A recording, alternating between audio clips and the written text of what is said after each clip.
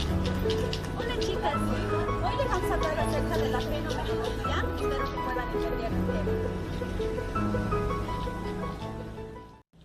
Este tema es bastante arduo y complejo, pero podemos decir que la fenomenología es una corriente filosófica que surgió a partir del siglo XX en Europa con su fundador Edmund Husserl. ¿Pero qué implica esto?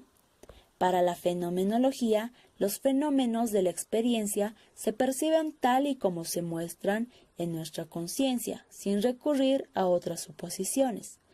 El objetivo de los métodos fenomenológicos es examinar todos los contenidos de la conciencia. ¿Quiénes lo proponen?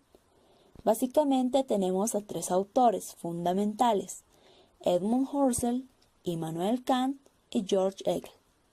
Edmund Husserl fue un filósofo alemán, fundador de la fenomenología, proveniente de una familia judía. La intención fundamental de este autor consiste en darle a la filosofía un estatus científico. Según él, la fenomenología es una ciencia de la filosofía, cuyo estudio se fundamenta en los fenómenos y la ciencia de los casos. Lo concibe como una tarea de clarificación para llegar a los casos, partiendo de la propia subjetividad. En cuanto a las cosas, se experimentan como hechos de conciencia, cuya característica mental es la intencionalidad. Immanuel Kant fue un filósofo alemán, representante del criticismo y precursor del idealismo alemán, considerado como uno de los pensadores más influyentes de la filosofía universal. Él diferencia dos modos de pensar, la analítica y la síntesis. La analítica básicamente es la afirmación. Por ejemplo, en esta imagen vemos dos manzanas verdes. Entonces nuestra afirmación sería: las manzanas verdes son manzanas. En cuanto a la síntesis, afirma lo contrario, es decir, plantea una proposición contradictoria. George Hegel nació en Alemania, proveniente de una familia de clase media. Se lo considera como el punto culminante del idealismo alemán.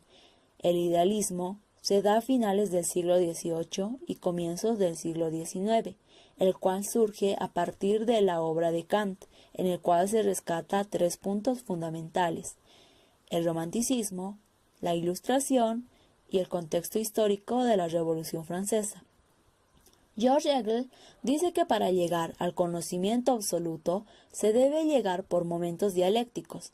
Estos son la tesis, la antítesis y la síntesis. La tesis es el momento inicial del momento dialéctico, el cual se llama la conciencia en sí, representada por la lógica. La antítesis, por su parte, es lo contrario de lo anterior. Hegel lo llama la conciencia fuera de sí y representa la naturaleza.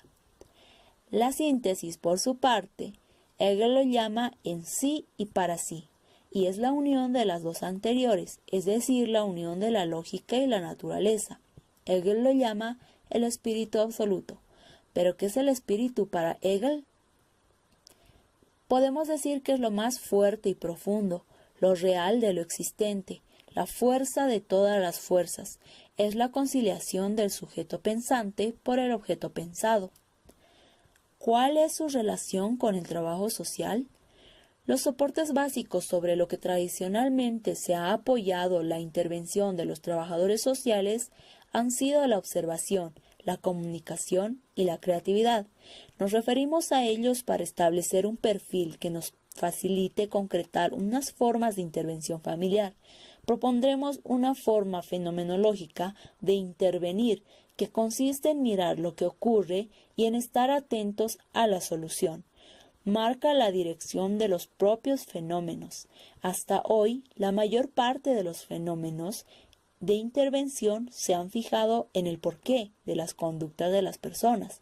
Creemos que lo importante son para qué y el cómo de los hechos. Bueno, muchísimas gracias y espero nos hayan entendido. Hasta otra oportunidad.